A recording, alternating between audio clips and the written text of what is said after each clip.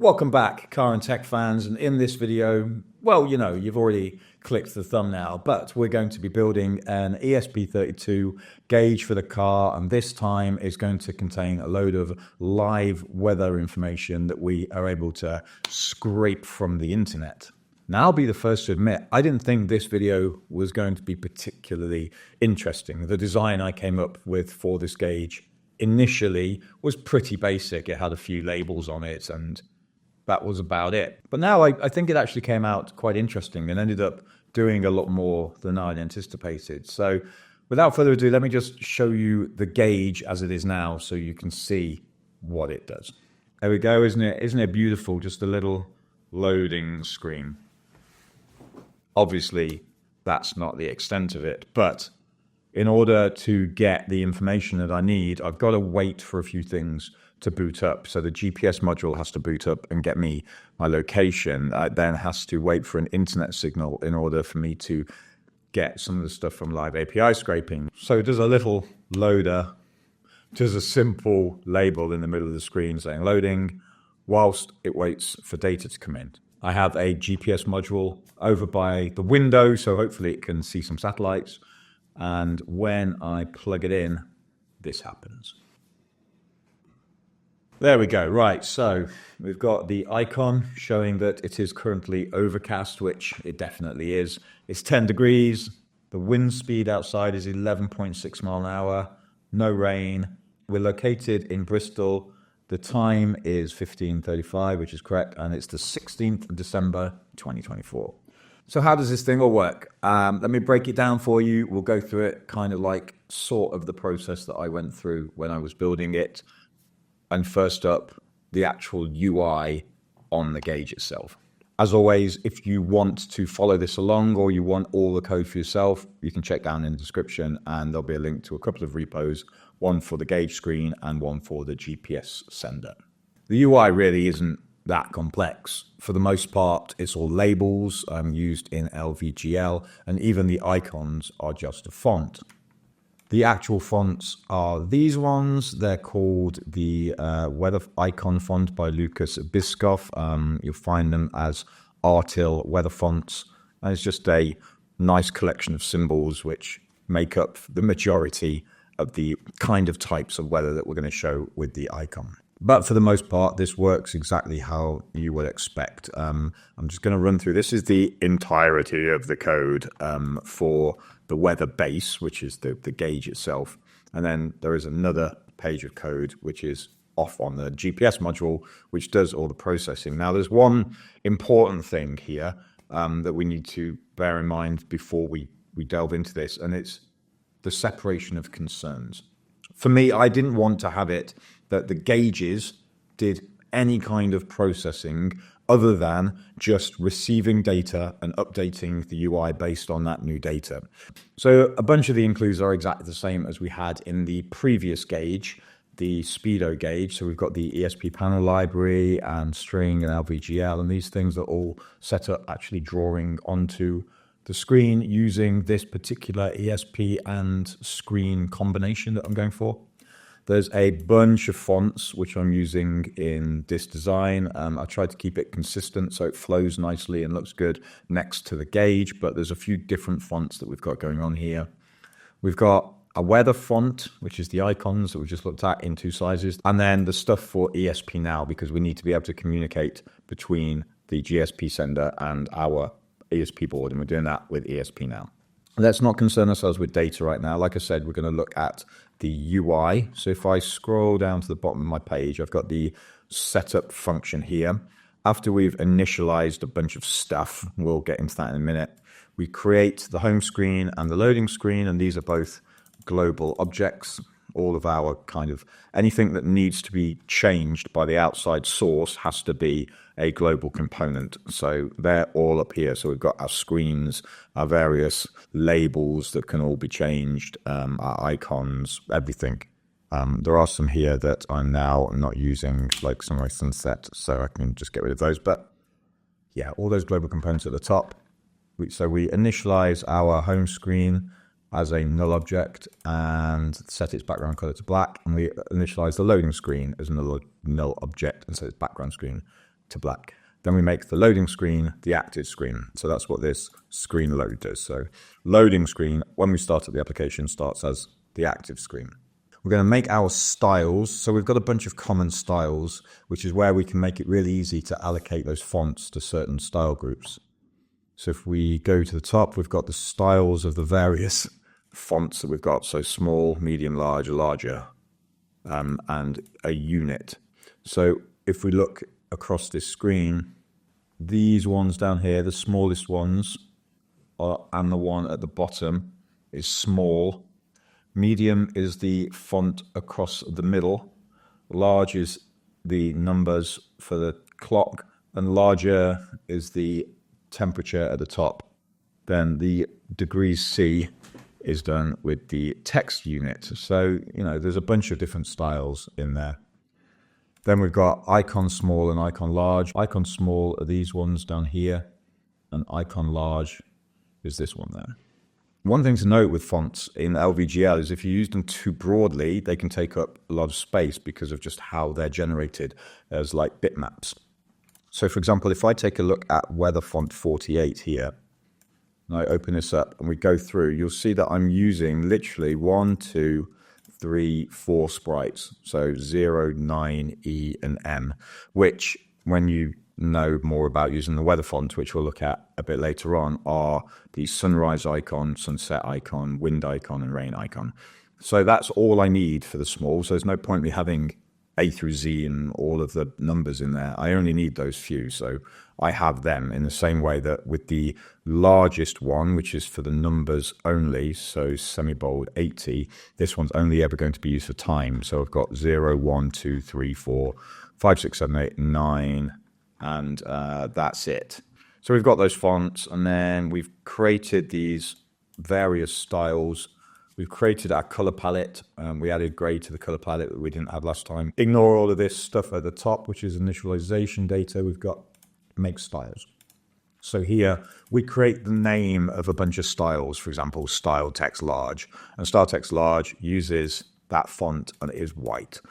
That's it. So now whenever I want to use the style text large, I just can allocate the style using that name. So I've got a bunch of different styles. Makes life really easy. So if we take the loader screen to begin with, we've got make loader screen. It's literally just got on it this one label, make label. I've created this make label function just to make my life, again, a little bit easier. So what I can do is make label, and I pass it a label, and you have to use this double pointer stuff because most of these are global. And so we're passing in a pointer to the global, so it needs to be double pointed. Stupid stuff. So yeah, what's the label that we're doing? What screen is it on? What text does the label have? What style is applied to it? What's its alignment? And does it have an X and a Y offset? And we just pass all that into this make label function, and then it will just draw the label for us. It means I can single line create the label with all the stuff in it that I want. So this just, finds a pointer to that label, creates it on the screen that I've passed it through, sets the text, sets the style, sets the background color to black, and then don't know why that's in there. I don't think that's needed. And then the alignment. So what's its alignment? Is it center, mid, left, whatever? And then does that have any offsets? So when I'm creating that one on the loading screen, it's the loading label. It's on the loading screen. It says loading. It's got the style of text unit, which is a weird thing for this. It's just I already have all the letters available for that one, so it makes sense just to reuse it for something that's only going to be on that part. It's in the center and it's X and Y 00, so it's bang center in the screen. The only problem is with using style text unit, which is what you have for this little degrees C symbol at the top, is that it's amber. So I want to then just set that loading label to be white instead. So it overrides that amber style. That's it. That's the loader screen all done. The home screen is a lot of the same. So in order to just keep this all like nicely together, instead of putting everything down here, I have a make home screen function, which then I can just separate out the parts. So we've got the date, time, temperature, location, and weather details. And they are very much like this loader screen. So if we start with date time, which is this section at the bottom of the screen with a gray background behind it, we actually make the gray background first as, a separate thing. So it's an object on the home screen. It's called time date background, 480 pixels wide, 180 pixels high. It's that gray. It has no border width. It's aligned to the bottom middle, and it's 0, 0, so it offsets nothing. So that basically is a big square that sits right at the bottom. It just happens to get cut off by the circle frame. And then we create two labels. So we've got the time label and the date label, and these are just placeholder values. They don't matter.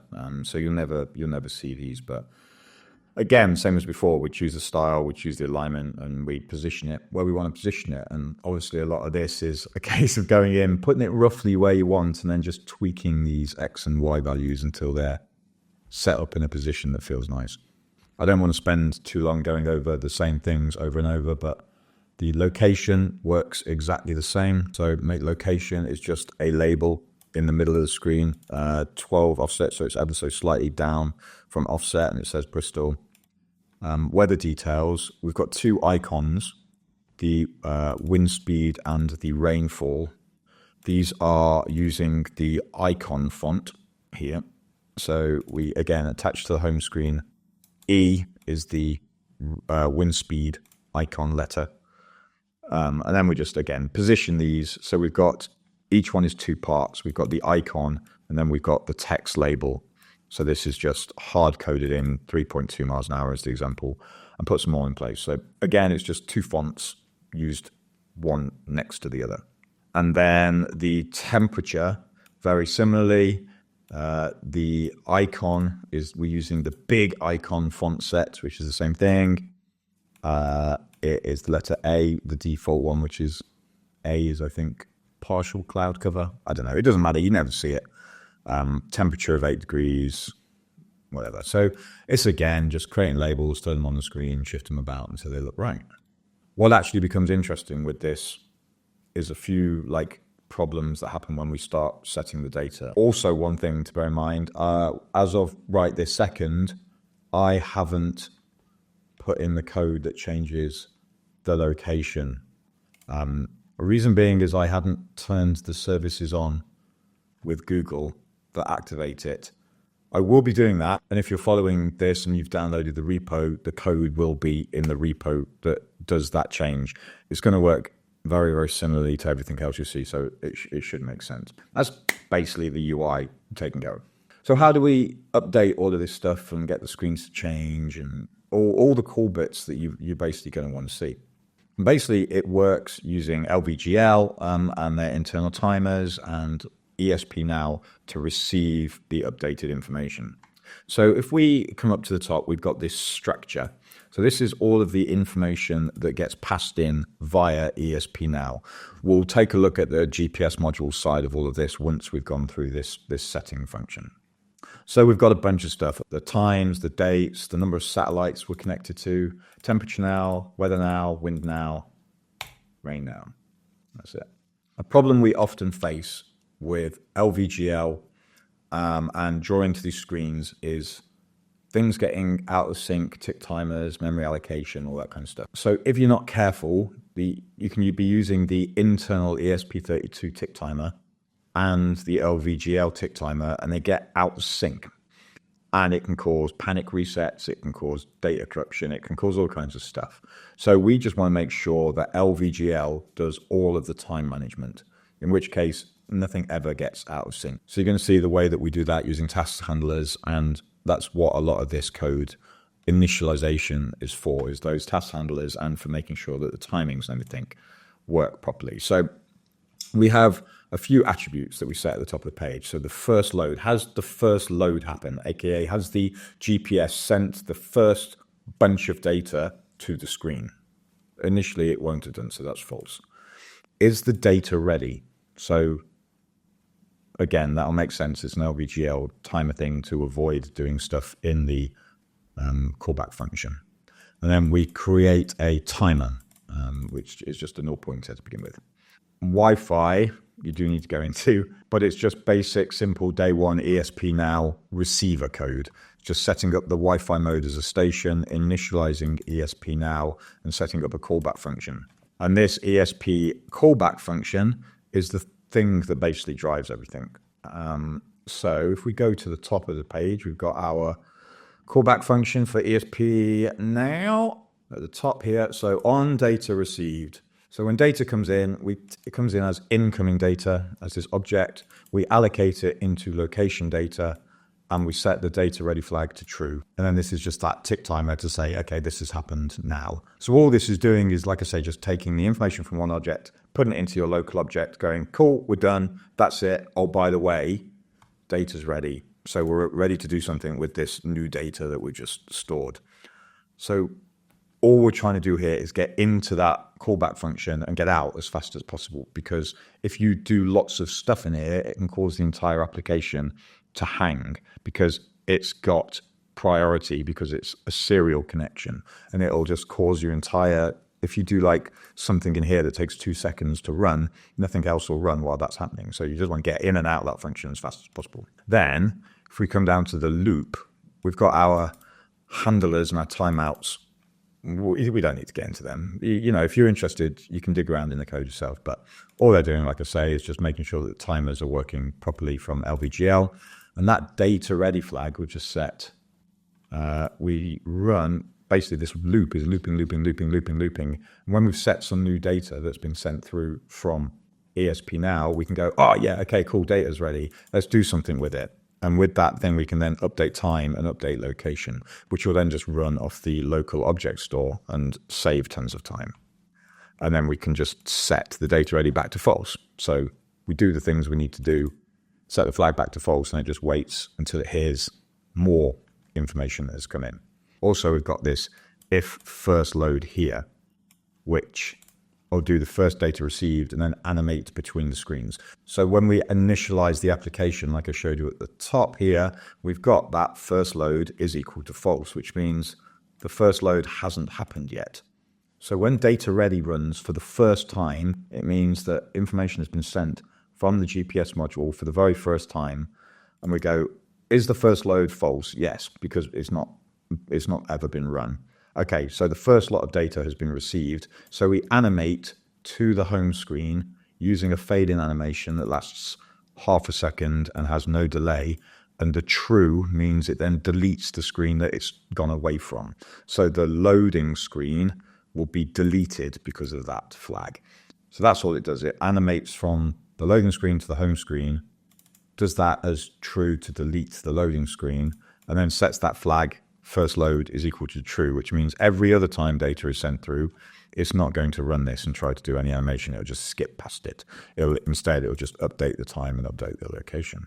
Updating the time is super easy. All we're going to do is use these snprintf functions, which allow us to create a new character, and when you're using labels in LVGL, you can't just throw an integer at it and it'll set. You need to convert it to characters. So that's all we're going to do with this, is make a placeholder. So this is the shape of the thing that we're creating. %O2D is make an integer, which is always 2 characters long. So in the case that this location time hour comes through as 15, it'll just set it to 15. But if this time hour is 3, it'll set it to 03, which gives us a proper 24-hour clock style. Same with the time minute. So that'll be the second one here. So that just sets that into there. So this will set a 24-hour clock. And then we set the text of the time label to this new time char. Also, we've got to make sure this is given the right length, otherwise we can risk buffer overflow. So we've got 5 characters, 2 for time hour, 2 for time minute, 1 for the colon before it, and an additional 1 because it'll do a null pointer at the end. So that's your simple way of just taking those things and putting it into a new string. Similarly, this one has the same format. So that's the format that it is, 15th of December, 2024. Now this has got a couple of like little lookup functions that make it work. It's similar though. So that's the format. It starts with a %, 2-digit number. In fact, that one probably doesn't need to be a 2-digit number. That can just be, there you go, %D. So that'll take the date day. So for example, the first will just be 1.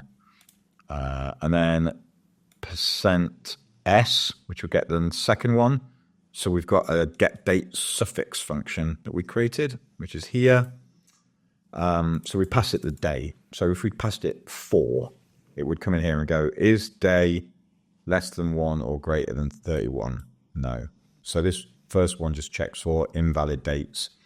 If the day is between 11 and 13, so 11th, 12th, 13th, it's got a TH on the end, so we return TH. And we have this little switch statement, and day %10 just finds the last digit of the day. So if it's a 1, so it's the 1st or the 21st or 31st, it's going to return ST. If it's 2, it's going to return like 22nd, 23rd. Otherwise, it's the 8th, 9th, 10th. And that's all it does. It's just, so this just returns the string for the suffix. So here, then we've got that there. So that could be 9th month lookup here. So the month is going to come in as the actual month. So let's say this month is December. This number will be passed in as 12. So we want to use that array that we've got at the top, which is just January, February, March, April, May, June. And because an array is 0 indexed, we have to just minus the number by 1. So 12 is this, which is the 11th value of this array. So month minus 1 will give us this value. And then finally the year is just straight in. Year just passed through, 2024. And then set that. So that's the date bit taken care of. The wind speed and the rainfall over here are, again, pretty simple. We, again, set a wind speed. It's 10-digit maximum. So whereas down here we were using the D's and the S's for the strings, here we're going to be putting in a float. So this location data that comes in is in a float, so it's something point something. And we're doing it 0.1f, which means we're doing it to 1 decimal place. And then we can just put the string in for the rest of the text. So this, very, very simple, creates a new character, sets something point something miles an hour, sets that as the label. That's all it needs to do. And then the icons don't change. Similarly, the big temperature at the top of the page does the same thing. It just replaces the number simply. Normal. Nothing difficult. The icon comes with a bit of a problem. And that's what we've got this like offsetting stuff here for. And the problem with the icon is because we're using a font set. Let's take a look at this Photoshop document that looks a little bit chaotic. So here's the lowercase a to z, and that's all the icons that it shows. This is the uppercase. That's, I can't remember, exclamation mark and double quotation, and that's the numbers. So these are all the things that they allocate out to. This is how I quickly found out the icons that I wanted. And then at the bottom here, these are the various weather conditions that we can show on our screen, which we'll talk about when we talk about where we get the data from. And then this is the icon that relates to each one. So clear sky, code 0 is icon number 1, which is icon number 1 here, which is this. But the problem is when we look at this, if I put a rule down the middle, let's say down the kind of rough middle, the offsets are all a little bit not consistent. And you can see it more. Let's go down the same spot of these clouds here. See how the sun is really high. Basically, because it's a font, sometimes the font is up at the top of the box that holds the font. So the font goes from kind of like here all the way down on the lowest ones, all the way down here. So this is example, this is a full height icon. So it goes all the way to the top, all the way to the bottom. But because of the way I've designed this thing, I want that icon to always be in the center. So if I've got a sun icon, at the moment, if it was just normally put there, it would be too high. So what I had to do was figure out the offset that each icon required, so how many pixels it had to be brought down based on the size of the icon in order to make it in the middle. So for this A icon, it has an offset of 20, so that's an offset 20, and the sun has an offset 20. The partially cloudy has an offset 24. As you can see, these are all different. And then these ones, which are like the low fonts, have negative offsets. So these ones have to be moved up a little bit in order to make them centralized in that display. It was a bit of just like a little bit of a pain, but I had to go through and manually like figure out where the center of each one was.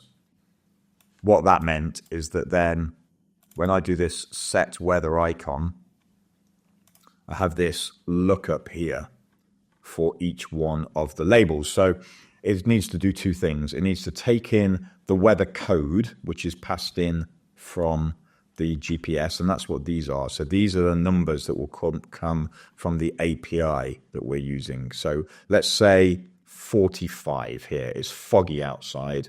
So code 45 is being sent through. So we take the weather code into here, and left offset we'll worry about in a minute. And so we go, okay, weather code is 45. So the icon is Z. And as you can see here, 45 has the icon of Z, which is this icon. So that's our foggy icon. And then in here, I also had to put all of the offsets. So they're just manually kind of like stored in here. So when I'm using Z, it has an offset of -6. And then at the bottom of this function, we basically set the icon to the code that we set here, and then move the offset by the left offset, which we've passed into the function. So the left right is handled by that.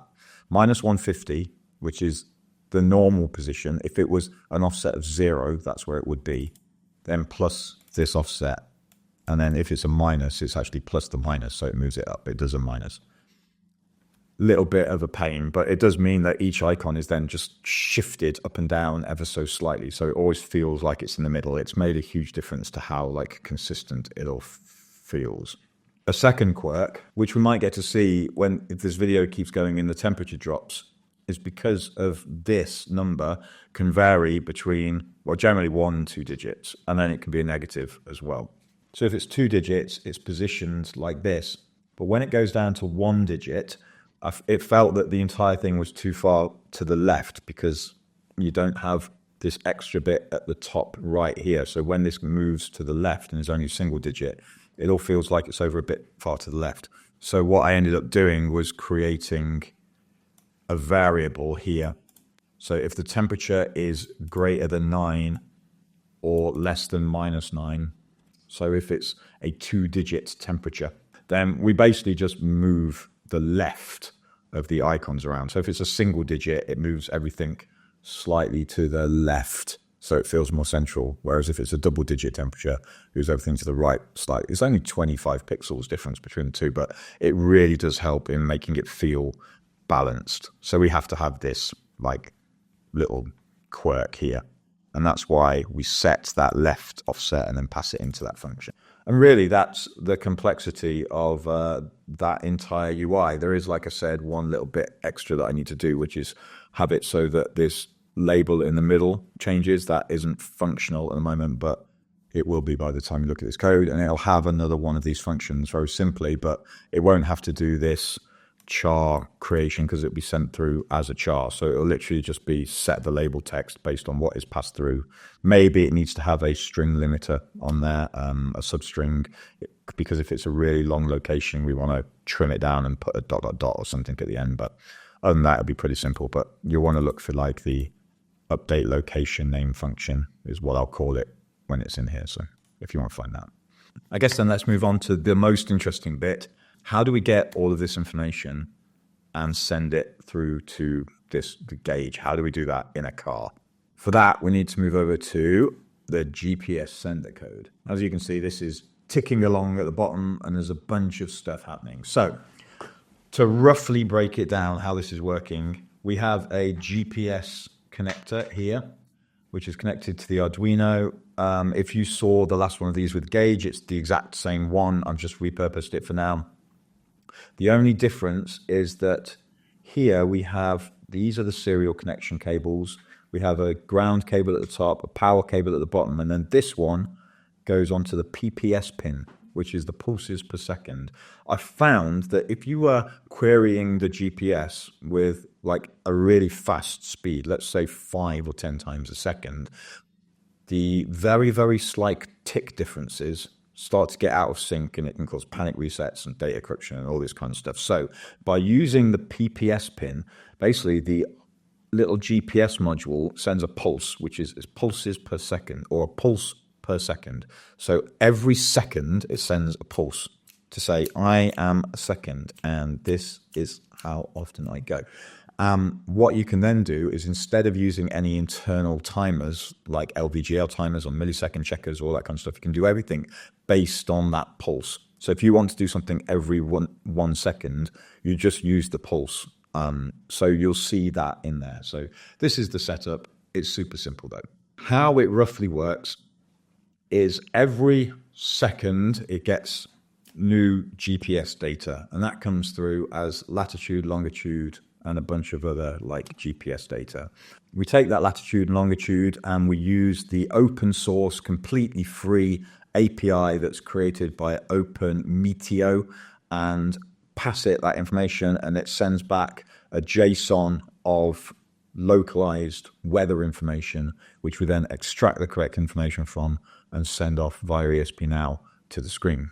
So let me take you through some of this, because there are some quirks and some problems that were had with this. And it's mainly because this needs an internet connection whilst it runs at ESP-Now at the same time. And there are some things that handle interestingly with that, but there's also some fallbacks and things that I'm going to do in order to make this thing come online faster than it currently does. And we'll talk about like the next steps of it when we get to the end. But we've got a bunch of setup stuff. Secrets, as always, you don't need to see what's in secrets, but it is the SSID and the password for the internet connection, which is my home internet. So that's why you can't see it. So that's how it gets the internet.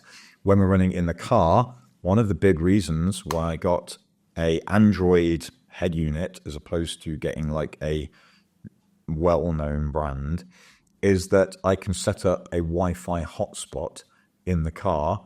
And because I have an Android head unit, it has a SIM card in it. So it has its own internet source. So I don't need to enable hotspots or anything on my phone in order to make this work.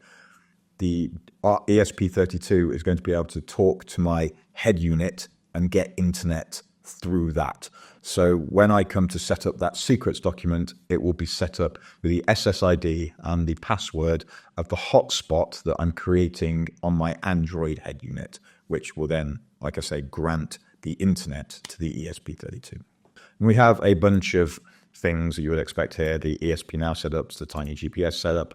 If you saw my previous gauges video, you'll understand what these are, but Tiny GPS parses GPS data and allows us to extract the information out of it that we want. ESP-Now and ESP Wi-Fi are for the setup of the ESP-Now, and a couple of little quirk changes that have to be done.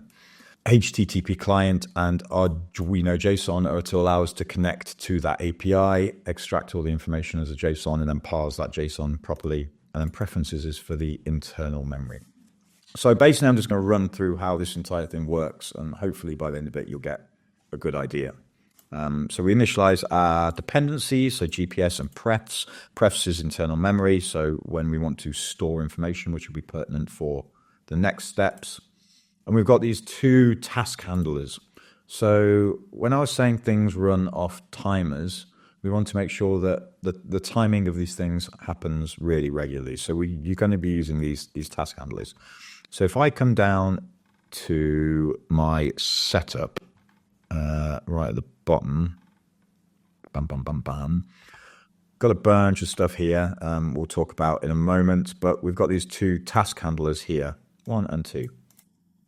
So when the application starts, these two tasks, the request weather task and the store location task, start. This one has priority 1, this one has priority 2. This one, the request weather, has a much larger amount of memory allocation to it because it does a lot more stuff. Store location is really small, and then these are the handles that they attach to. And then this top bit, request weather and store location, is the name of the function that is called. So we create these two functions that run permanently and they keep running, and it just keeps track of those timings really easily. I guess what we should do is break it down kind of like a purpose at a time. So the application starts, and we need to get internet, and we need to set up ESP Now. That comes with its own funny little problem. So we start internet, Wi-Fi.begin, with our SSID and password, which will connect us to that network. And then we also need to set it up into station mode in order for ESP Now to work. Then this will go through a loop. So every half a second, it will try to connect to Wi-Fi, Have I connected to Wi-Fi yet? And when it's done, it'll go, yep, okay, we're connected to Wi-Fi. Great. This is my function, because this caused me a load of aggravation, because ESP Now and Wi-Fi connections can be a real pain, because they have to work synchronously. They have to work together on the same channels. Everything has to be in line. The problem was I had this all working yesterday, and then I came to record the video this morning, and none of it was working. And I've spent most of today trying to figure out why. And it's because when you start a connection with Wi-Fi begin, it connects to your router, in this case my Aero router, which is sat downstairs, and it allocates you a channel. And all Wi-Fi's run off a bunch of channels, and they're typically between 1 and 11. Usually it will try and connect to 1. But what happens is the router listens and goes, oh, well, what channels have got like the least interference? And it will find the one with the least interference, and it will allocate you to that channel. ESP Now likes to run on channel 1. And if you haven't told it that you're running on a different channel, none of it will work, because your receiver will be on channel 1, and maybe you're broadcasting ESP Now on channel 6. So it doesn't link up, and it doesn't work. It's a bit of a pain, and I didn't realize that I built the entire application, and it just so happened that my router downstairs had allocated me onto channel 1, so everything worked fine. Whereas today, when I started it up, it allocated me onto channel 11, and because I hadn't then set that channel in the receiver, none of the communication worked. And initially, ESP Now wouldn't work because I'd not dynamically created the channel that it was running off, and I hadn't sent that onto the receiver to use. Basically, none of it worked, and it was a royal pain. So there are a couple of little things in here you need to do, which is this. So we create a Wi-Fi second channel type. It doesn't actually need to do anything.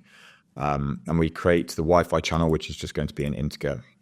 And we need to do this stupid little get and set. So it gets the channel that we currently have been allocated by your router. So in this case, it might be 11. And then it sets that to 11. And then it sets the second channel to none. So it makes sure that it only runs ESP Now on that channel that is already set up from your begin. It's a little pain, but if this isn't here, it won't work, basically. And then we also, when we've got this Wi-Fi channel here, when we're setting up the peer information, so saying what MAC address of the thing we're talking to is, we need to set that to have the same channel as well. So those two things are just an annoying little quirk that only exists when you're using the internet and ESP Now concurrently. Otherwise, that Wi-Fi setup is pretty simple.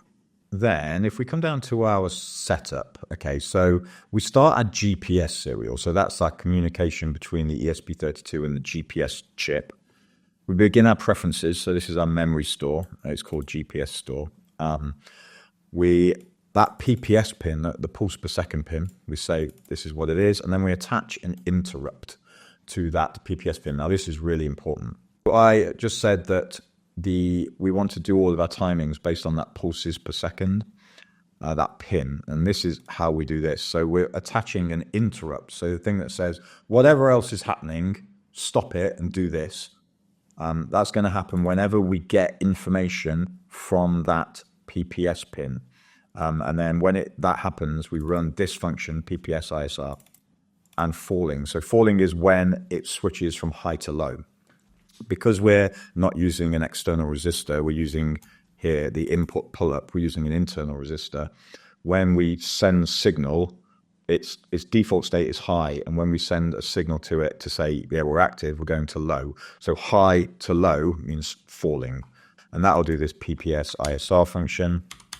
And like I say here, that'll just set a flag to show that the PPS has been triggered and what time that PPS has been triggered. And that's really the big thing that you need to know about the startup. So as far as the GPS part goes, this is the important part of the startup. Then if we come down to our loop is currently going through, it's going mad, it's going like hundreds of times a second. And it keeps going into check GPS. And the check GPS function only does stuff if that PPS has been triggered, if that pulse per second has been triggered. So pulse per second gets triggered and it goes, yeah, cool, it's triggered. And then this check GPS thing runs. So it resets it to false so it doesn't keep running after it's run. And then we just allocate a GPS started flag. I don't think I actually use this right now, but the intention is using it going forwards. And then we have a bunch of code here, which is something, again, you might have seen from our previous video, where we go to the GPS, we extract a bunch of information from the GPS serial connection. So these GPS days, weeks, months, these all use that tiny GPS. And we allocate those informations into our local object. And our local object is my location. And so we're just setting the time, the date, the number of satellites we're connected to. We get all of that from the GPS for now.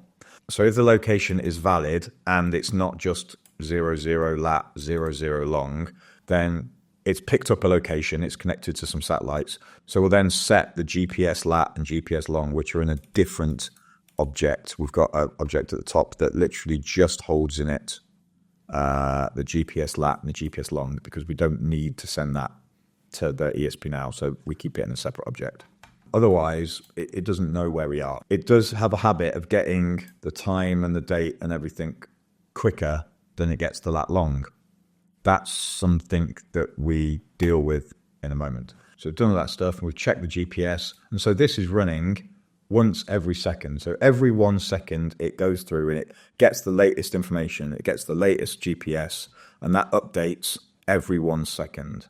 But it doesn't do anything else. That just allocates that once per second. The thing that runs separately are these two task timers. And we've got the first one, request weather, and the second one, store location.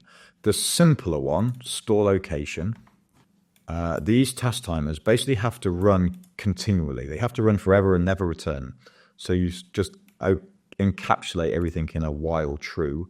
Then we set the delay at the bottom. So how long does it need to wait until it does a new iteration of it? So this is the location store interval, which right now I've got set at, is it the right number? Oh yeah, 5 minutes. Every 5 minutes, it takes the values set in GPS lat and GPS long and just checks that they're not all 000. And if they are, we store them as, we've got a float of coordinates that we then store into the memory. So we store the lat and the long into the memory.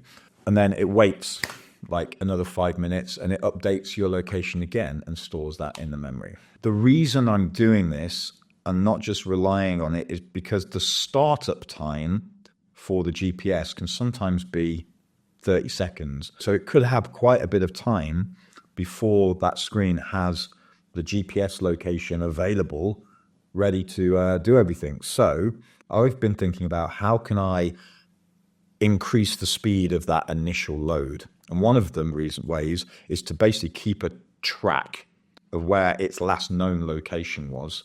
And then when it boots up, assuming it's got internet, it can do the request for the weather based on the last known location, rather than having to wait for the GPS to come in and say, this is where you are.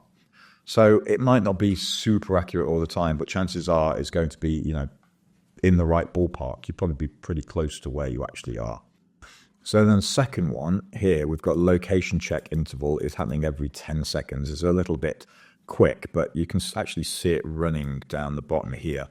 So every 1 second, the latest location is being updated by the GPS, then every 10 seconds, this other task is running.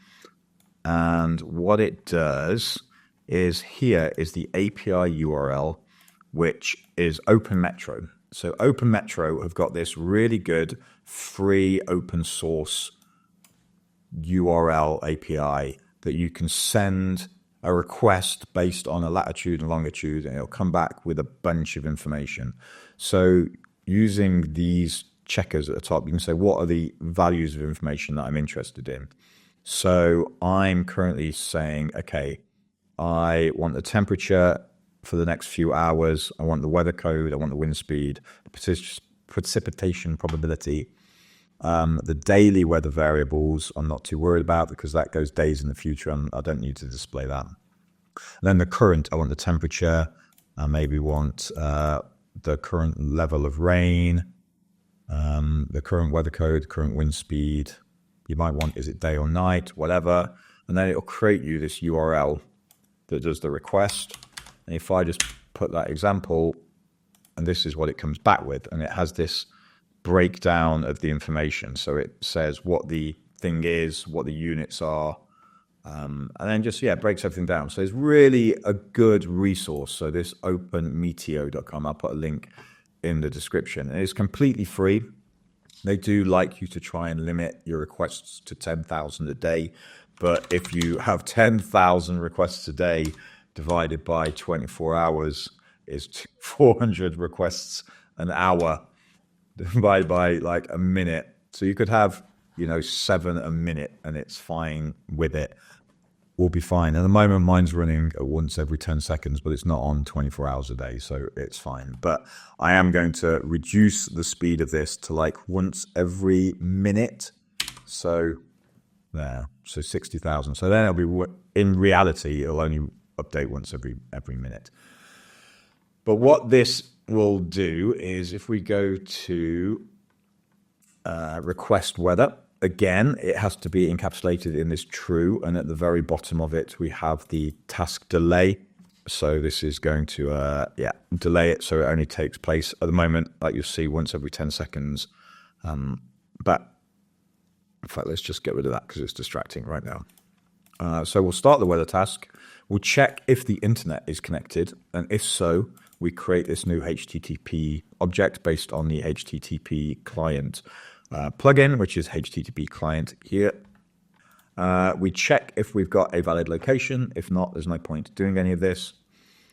We create updated URL, which needs to be for the amount of information I'm requesting and the length of that API string that I'm using. So my API, looks like this kind of thing. For the length, mine requires 260 characters. So then we take the API URL that we allocated at the top, so that long URL, and we've got the spaces here for the 4 decimal place floats, and that's going to be our latitude and longitude, which we need to inject into that URL. And we do it exactly the same as we did with the strings previously. So we take that URL, the first one of those, we're going to put the lat in, the second one and the long, which will give us an updated URL. So then we just print the updated URL so we can see that, and it's good for checking if you want to copy and paste it. Once we've got our updated URL that we're going to send to the API, this is just a bunch of HTTP request stuff with another bunch of error checking and fallbacks and just stuff in there in case the connection doesn't work. So we've got our setup that will actually do the request to the HTTP and make sure that it initializes. If that doesn't initialize, it waits and then redoes it. But if it does, it continues, which means it's sent our API request. So we've sent a request to that endpoint. The API ready is currently flagged as false. So we've sent it off and then we're waiting. So we're going to do put this in a try, which will basically mean it's going to try and do that HTTP request. But if it fails with an exception, like here, we can catch that exception and then print it out. Really, in reality, if this fails in the background, it's going to fail silently in the background. All it's doing is printing them. It's just been good for a debugging process. I actually haven't had it fail at all at the moment, so none of these have been used, but they're in there and they will print out if there's been an error. It'll tell me what that error is.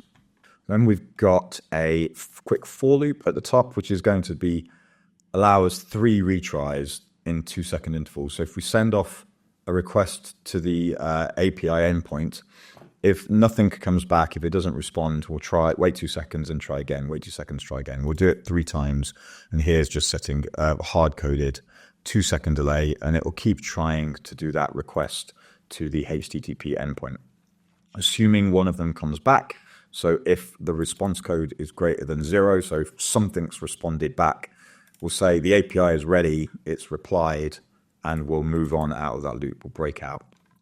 So if the API is ready, we need to set up a object which is big enough for all of the data that's coming in. And because we know what the data looks like coming in, this isn't quite the layout that I've got. Mine's a bit smaller than this. We know what size it's going to require, roughly. So I can set up my capacity, which is the size of this dynamic JSON document that I'm going to need. And we do some calculations in order to make sure that we've got plenty of headspace for this document. Because what's going to happen is we're going to be creating and destroying this document on the fly every 60 seconds. At the moment, every 10 seconds, and it's working fine, 10 seconds. So it should be fine for 60. We're going to create this document as a dynamic JSON document, and this uses this Arduino JSON package. So it's just a way of allowing us to take that JSON that's been sent back, put it into a document that's local in the memory store, and then we can parse it and take the information out that we want. So again, got a couple of bits of error checking here. My response is never going to be greater than 2,000 characters. I think mine comes in at about 1,850 characters, but we put the limit there just in case we get any like overheads or something goes wrong and it tries to send us too much information that would take everything down.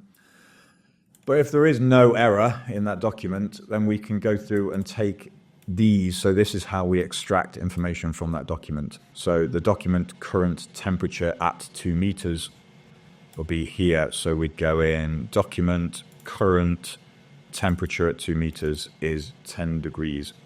So we just need to put these things in order to parse that document correctly.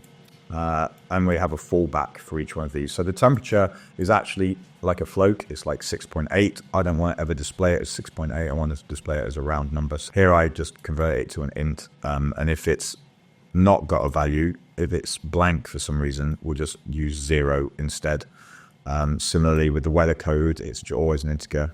So we're casting it to an int, but it's going to be an integer anyway. And then the wind speed and the rain is a float number, so we'll just keep them as those floats. When this has gone through, we then set that the weather data is ready. So we have now collected more new weather data and we've stored it in our local object. That's really all of this. The only other important thing here is delete doc. So once we've done all of this, we've extracted the information out, we then delete that doc from memory storage. Stops us having buffer overloads and having too much stuff trying to be saved in and out of memory. So we just delete it. And then we've just got our checks at the bottom. And we also end the HTTP request. So it does the HTTP request, it gets everything, and then it just kills that connection. Again, so it can just sit idle for the next time it comes around. So once we've set that weather ready, so if we've got the weather ready and the GPS has started, because at the moment we require them both, because the weather will give us all the weather information, the GPS started will give us all of the time information. So what's the current time and date? Then we can send that location data, and the send location data is a very simple function. It just sends all of that location object to the endpoint. And that's it. So really all it's doing, like I said, is pretty simple, is every 1 second checking for where we're located. Have we got the latest and greatest latitude and longitude? Then every, currently 10 seconds, but what it's going to be is 60 seconds. If I just bring the serial monitor back on, we'll see it running every 10 seconds at the moment. So it knows where we are, and 10 seconds will pass. It'll start the request to there. It sends the API request. it comes back and then it sends that information on, and that is delivered successfully to the display. It all works very nicely. There is one thing though that isn't in here, like I said from the start, and that is that location. And the reason is the location name doesn't come through from here. It would be lovely if this thing was able to give me like local town or something like that I could use, but it doesn't. In order to do that, we need to have a second API request to the Google reverse geolocation. So Google has two geolocation services, one where you pass it, say Bristol, and it'll give you a latitude and longitude for where you are at that location. Or in reverse, you give it a latitude, longitude, and it would say you're in this town or this city. Or you can go pretty far in, as far down as the street name, or you can come pretty far out as far as cities and everything. Now I want to use the city. I haven't set it up because during this testing, because it's a paid service, so you need to create a API key in Google. You need to set up the reverse geolocation service and then link all that stuff up. I have set them up in Google services, and you get like $200 of credit a month, which turns out to be like 2,000 requests to the location. So I basically realized as long as I keep the location request to like once every 5 minutes, it's going to be fine. It's going to get nowhere near, for the amount of time I'm in that car, it's not going to cost me like hundreds of pounds a month to be doing these API requests. But yeah, so that's it for now. But there are 2 upgrades I'm going to do to this, and we'll do another video on them later. But there's basically expanding out this API request here, and instead of just getting the temperature and the weather code for now, we also get it for like the next X number of hours, let's say 4 hours, so that I can have a second screen that I can flick back and forth between the two and show what the weather's going to be like for the next few hours. Also, I want to be able to capture weather warnings, and if they come in, have them display like full on the screen until I press a button to get rid of them. So those are 2 like iterations that I want to do on this that I will be doing over the next week or so, and we'll create another video that shows those iterations when we get to it. But for now, I wanted to update you and say, yeah, actually, this is a thing we can do so long as we can get the internet to the Arduino, which we can do through a variety of different ways. But in my car, it's going to be, like I say, through a hotspot at the head unit, and in my house, it's with my home internet. One last point that I do want to make about this is that right now, it doesn't boot up super quickly because it has to wait for GPS to come in with the time and date, and it has to wait for the weather to come in. And subsequently, if, say, the GPS takes stupidly long to start up, let's say it takes 5 minutes before it starts up, you're not going to get anything on the screen other than loader. So the reason I've stored the last known location is because that shortcuts the ability to get the weather. So we can do that as soon as there's internet. We can ping and get the latest weather. So that's fine because we've got a stored thing of the weather. The time is a bit more difficult because these ESP-32s and the GPS chips don't store local time. Once they're shut down, they shut down. They've got no battery in them that holds like stored time information. So that one has to wait for some kind of input that says what the time is. But in the last couple of days, this arrived. And this is created by Mr. DIY, and it's an ODB2 reading thing, right? So this is what we're going to be using to do canvas reading. And there's a spot here where we mount an ESP-32 on top of it. What this does is allows us to take all the canvas information and distribute that to all of these devices, as well as using the GPS. And the car has a battery that stays persistent, and its ECU remembers the time. That's why when you switch your car on, you can get a clock that starts up straight away.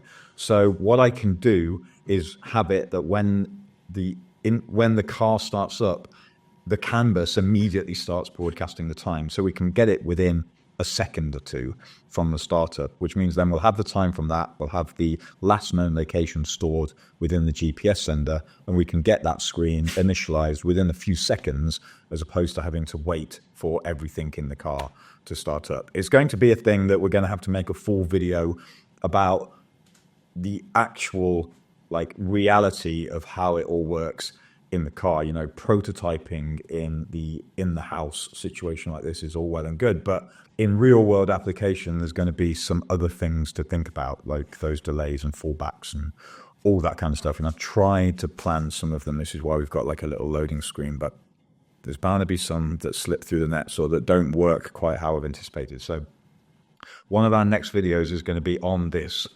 canvas sniffer. I have no idea how it works yet. I've not taken a single look into it. So there's going to be interesting because there's a lot.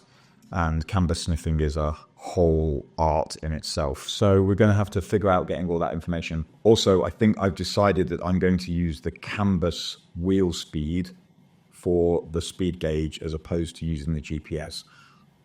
I'm just not 100% happy having the entirety of the speed allocation of my car done through a GPS module that I can't necessarily 100% rely on. When I'm asking it to update 10 times a second in order to do this one module, plus then do all this weather stuff on top, plus then some stuff that has to happen for the final of these 3 modules, it's asking a lot of one little ESP. And if it fails due to I don't know, let's say an API request hangs the code for some reason, suddenly my speedo stops working, and that's a problem. So I'm going to use the speed that comes from the canvas, and we'll put that in. And you know, I've been out and checked how close it is, and actually now that I've got the right size tires on my car, it's really close to being the correct speed. So I think that's probably going to be a safer way of doing everything. But again, video coming probably in the next 2 weeks around this canvas thing, because I've got a feeling it's going to take some real work in order to get working properly and just figuring out where the data is in it. But should be interesting. Like I said at the start of this video, if you do want to tackle down into some of this code, it'll be on the repo down below. If I've updated it properly with the location name stuff on it, it'll all be in there. If I haven't and you can't see it, it'll be updated in the next couple of days. But I do just want to get it online so you can start playing about with it. The only things that'll be different is these secrets won't exist, and you'll have to change these SSIDs, these MAC addresses for your own one. And here there'll be a Google API constant password thing where you'll have to put your API key in. But it'll all be nice and obvious as and when. If you do have any questions about this, or you just want to tell me how cool you think it is, please stick it in the comments. I do read everybody's comments, so it's lovely to get such great feedback from all of you. And if you can think of anything really cool that I could apply to this, or stuff that I could show on this little weather informative screen, do let me know, because I'm a one-man army and I have some good ideas, but we're a collection of humans, and I think between us we could probably come up with something even better. If you did enjoy the video, obviously give it a little thumbs up, and if you want to keep up with the rest of the series, there's at least half a dozen more coming out on these gauges. Make sure you hit subscribe, and you'll then know that the new videos are out. Anyway, whatever you do with the rest of your day, folks, have a wicked one. I'll see you in the next video. Take it easy, peeps. Bye-bye.